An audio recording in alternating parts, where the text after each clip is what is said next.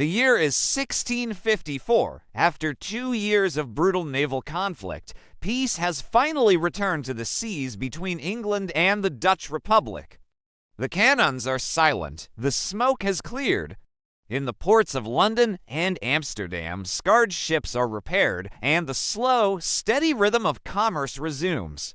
A collective sigh of relief echoes across the North Sea, but this was not a peace born of resolution. It was a peace of exhaustion.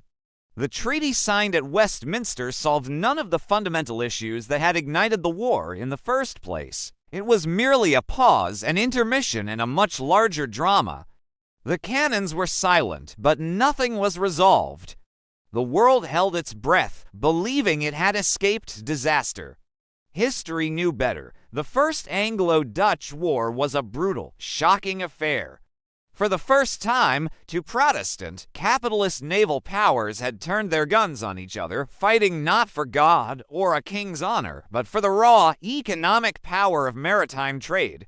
When the Treaty of Westminster was signed, it seemed, on the surface, like an English victory. The Dutch reluctantly agreed to salute the English flag in the British seas and accepted the terms of England's Aggressive Navigation Act. This act, passed in 1651, was the heart of the conflict. It mandated that all goods imported into England must be carried on English ships or ships from the country of origin, a direct and crippling blow to the Dutch, who had built their immense wealth as the middlemen of Europe, the carriers of everyone's trade. But peace failed because the war hadn't changed the core reality. England wanted exclusive control over its own trade, while the Dutch Republic's entire existence depended on free access to global trade. The treaty papered over this crack, but it did not seal it. English patrols continued to enforce the Navigation Acts with renewed confidence, seizing ships and choking Dutch access to vital markets. For them, the war had proven that force worked. In response, Dutch merchants didn't surrender. They adapted. They masterfully rerouted trade, found new markets, and exploited loopholes, their vast network of global contacts allowing them to bypass English restrictions. The rival goals remained, and they were playing out on shared oceans.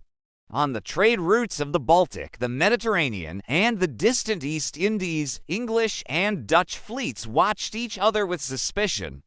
The peace was a facade, a thin veil hiding a rivalry that was only growing more intense. Both nations drew lessons from the war, but tragically, they were the wrong ones.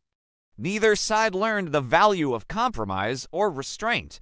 England, under the iron-willed Oliver Cromwell, looked at its naval victories and concluded that military might was the ultimate arbiter of economic disputes.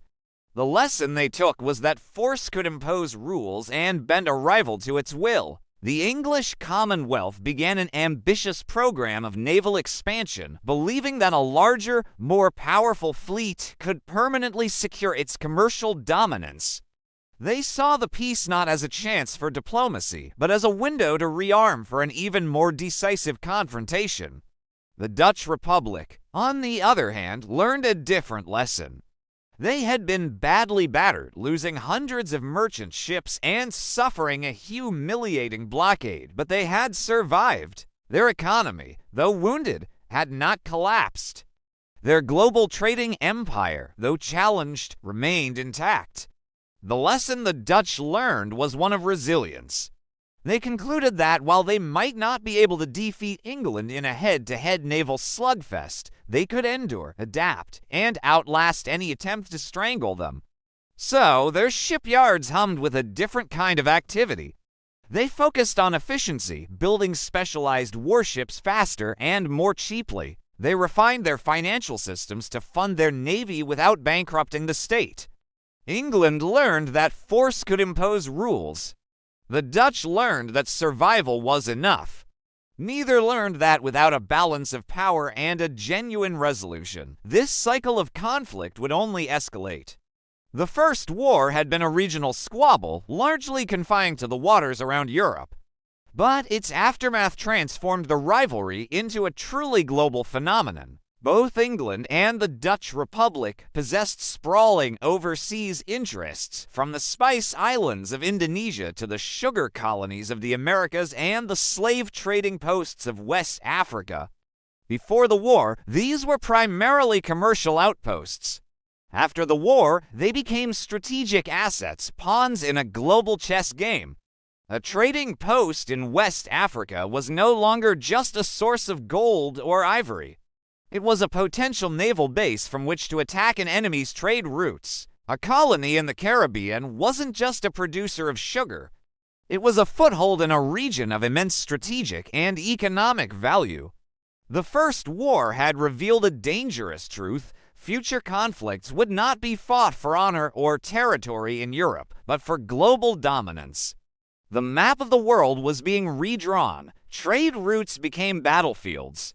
Small disputes over trading rights in distant corners of the globe now had the potential to ignite a full-scale war back in Europe. The English and Dutch East India Companies, which had long been commercial rivals, began to operate more like extensions of their respective states, armed and ready for conflict.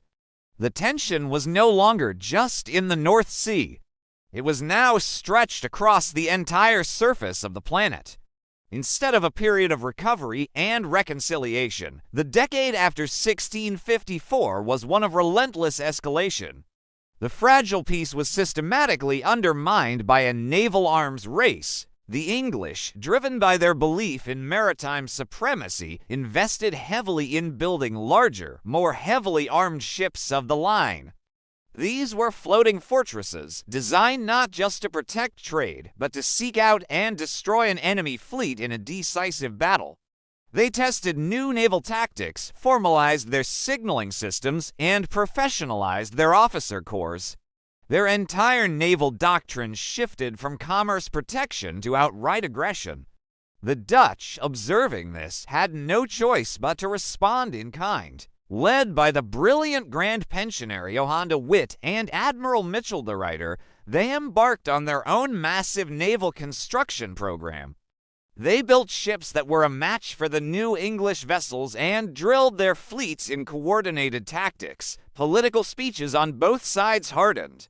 In the English Parliament, merchants and politicians spoke of finishing the job and breaking Dutch power for good.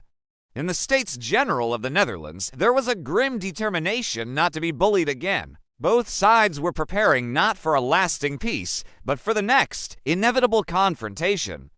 The stakes were getting higher, the fleets were getting bigger, and the coming war promised to be fought across a much wider theater. The First Anglo-Dutch War acted as a dress rehearsal. It tested the strength, tactics, and economic resilience of both nations. But in doing so, it set the stage for a far greater conflict. The English victory in the First War bred an arrogance, a belief that they could dictate terms to the Dutch. The Dutch survival bred a steely resolve to never again be humiliated. All the ingredients for a second, more violent war were now in place: an unresolved economic rivalry, a global network of colonial flashpoints, and a massively expanded navies spoiling for a fight. The Peace of 1654 wasn't a resolution. It was simply an interval, a 10-year countdown to a new explosion of violence. The First War tested strength, the Second would decide supremacy. As storm clouds gather once more over the North Sea, the great fleets again put to sea. The maps in the admiralties of London and The Hague no longer show borders, only strategic routes to be controlled and enemy assets to be destroyed. The brief, uneasy calm is over. The world after the First War believed it had found peace. But when peace is built on a foundation of unresolved conflict and unlearned lessons, it is merely a prelude. War always returns, and it returns stronger.